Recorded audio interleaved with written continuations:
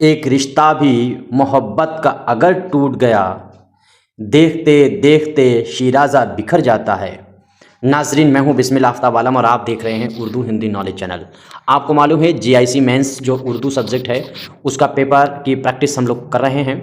ये आप यहां से देख सकते हैं उर्दू जीआईसी के लिए आज का जो अपना टॉपिक होने वाला है वो very very very very important होने वाला है। पिछले 2020 का जो एग्ज़ाम हुआ है उसमें भी ये आया हुआ है और आपकी लैंग्वेज चेंज करके आपसे पूछ सकता है और बहुत अच्छा इसको लिखने की कोशिश कीजिएगा।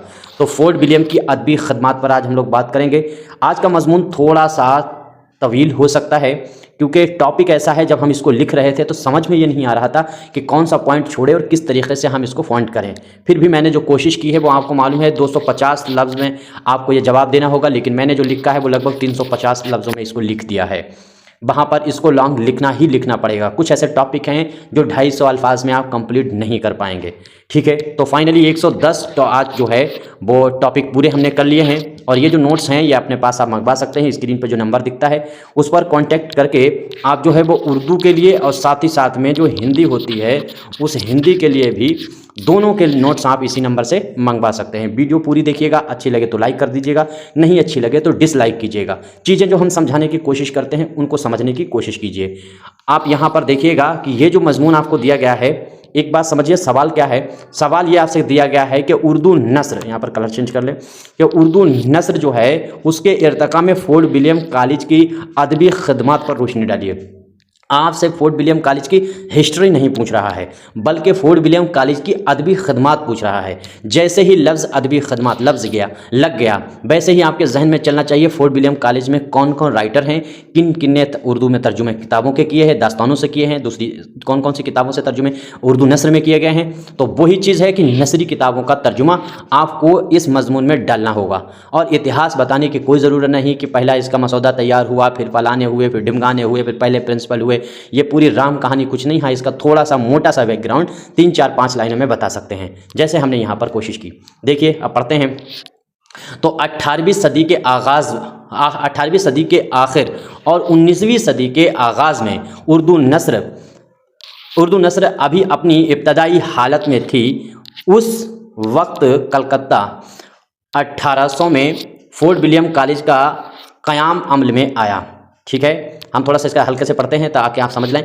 अंग्रेज़ों ने उसे अपने अफसरों को हिंदुस्तानी ज़बान सिखाने के लिए बनवाया था। तो बनवाया काहे के लिए, मकसद भी क्लियर हो गया इसमें। लेकिन ये कॉलेज उर्दू नस्र की तरक्की में संगे मील साबित हुआ। तो अब ये चीज़ देखो क्लियर कर दी यहाँ से मैंने लाइन में, क्योंकि जो ही सवाल था वही चीज़ मैंने यहाँ पर डालना शुरू कर दिया। फोर्ट विलियम कॉलेज की अदबी खदमात, अब अदबी ही खदमात पूछिए नस्र में। अब अगला पॉइंट हेडिंग देखिए हेडिंग जरूर डालिएगा अगर कोशिश करिएगा। आप एलटी वाली गलतियां बिल्कुल ना दोहराइएगा।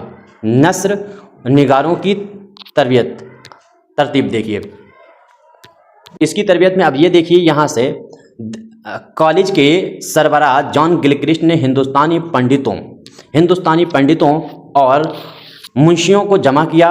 उनमें मीर अमन दहलवी, बहादुर अली हुसैनी, इसमें मजाली लुत्फ़ का नाम आपको मालूम ही है, शेर अली अफसोस शामिल थे। इतने लोगों का नाम, कम ही लोगों का नाम दीजिए, बहुत नाम है यहाँ पर।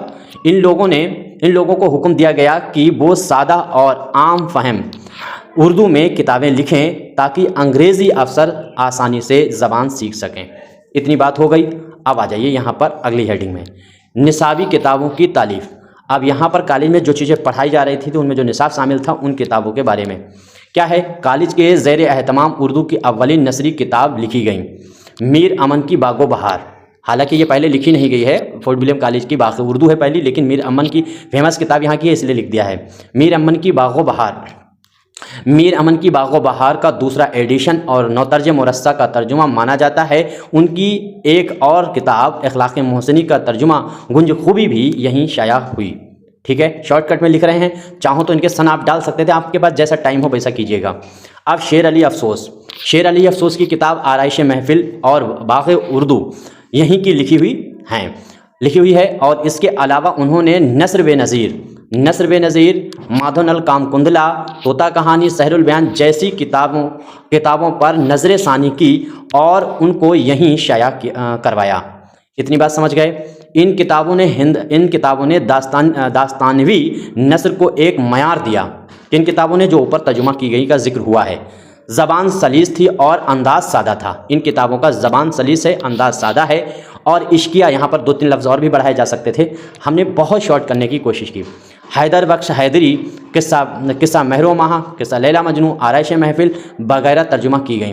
तो क्या हैदर बख्श हैदरी ने भी यहाँ पर काम किया और उनकी किताबें, अब हैदर बख्श हैदरी की किताबें अगर हम लिखने पे आ जाते तो 14-15 किताबें हैं। तो वो सारी किताबें, जैसे यहाँ पर हातिम ताई वाली भी जो है वो डाल सकते थे हैदर बख्श हैदरी का। अब यहाँ पर हमने बहुत कम कोशिश की है ताकि, जैसे गुलजारे मतलब दानिश जो है वो इनकी किताब यहाँ से डाल सकते थे, या हफ्ते पैकर को डाल सकते थे, ताखरीक नादरी को डाल सकते थे, गुल मगफरत को डाल सकते थे। तो वो आपको जितनी किताबें याद आ सकें उतनी, मेरा अपना नज़रिया है 4-5 चीज़ें डालना, अगर इधर उधर की ना डाल देना मतलब गलत। और कुछ अदीब ऐसे हैं जिन्होंने इस कॉलेज में नस्र के लिए बहुत अहम काम किया। मुख्तसरन बयान ये है, हमने यहाँ पर ये लिख दिया है खुद ही कि उनका हम मुख्तसरन बयान यहाँ पर कर रहे हैं। बहादुर अली हुसैनी, निहाल चंद लाहौरी, मजहर अली खान विल्ला, काजिम अली जवां, खलील अली खान आशिक, ठीक है, खलील अली खान आशिक, मौलवी इकराम अली, बेनी नारायण जहां, मिर्ज़ा अली लुत्फ़ वगैरह का नाम काबिल ज़िक्र है। और उनकी लिखी गई, तर्जुमा की गई दास्तानों को उर्दू नस्र का बहुत बड़ा सरमाया माना जाता है। ठीक है, इतनी बात चीज़ें आपके समझ में आ गई। तो जिक्र भी हो गया, किताबों का भी जिक्र हो गया, अदबी खिदमात भी क्लियर होती जा रही हैं। आप देखिए सलीस उर्दू बुनियाद। अब यहाँ उर्दू कैसी लिखी गई? सलीस जो बोलचाल की है। इससे पहले उर्दू नस्र फ़ारसी ज़दा और मुश्किल थी, बिल्कुल।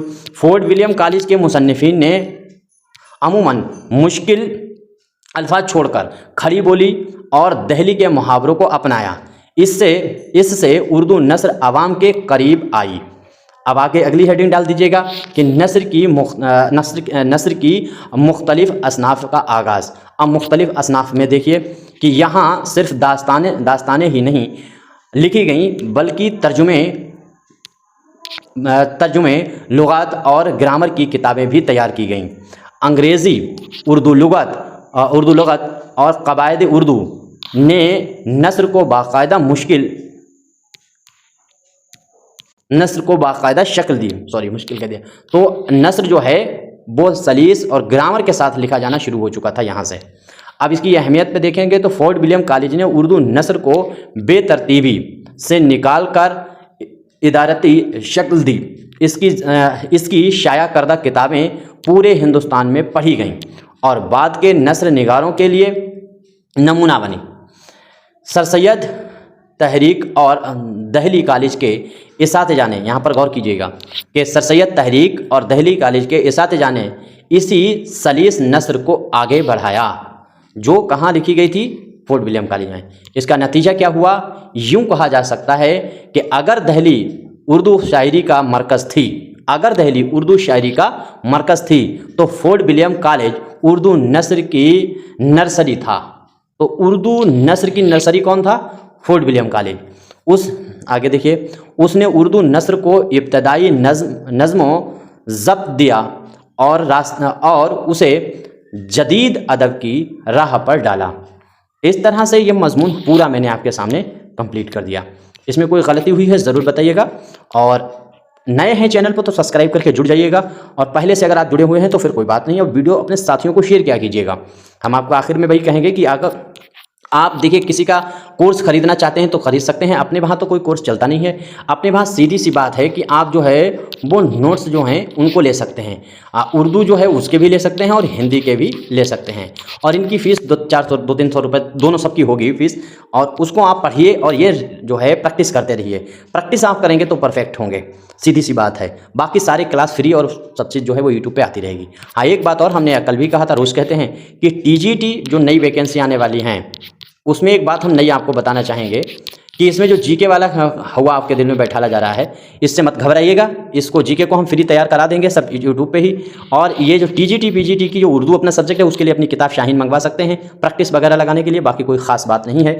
और अगर नेगेटिव मार्किंग होती है टीजीटी पीजीटी में तो आपको जीके जीएस बिल्कुल भी पढ़ने की ज़रूरत नहीं। जो हम बताएंगे वो आपको फॉलो करना है। फिर बाकी आपकी मर्ज़ी। शुक्रिया।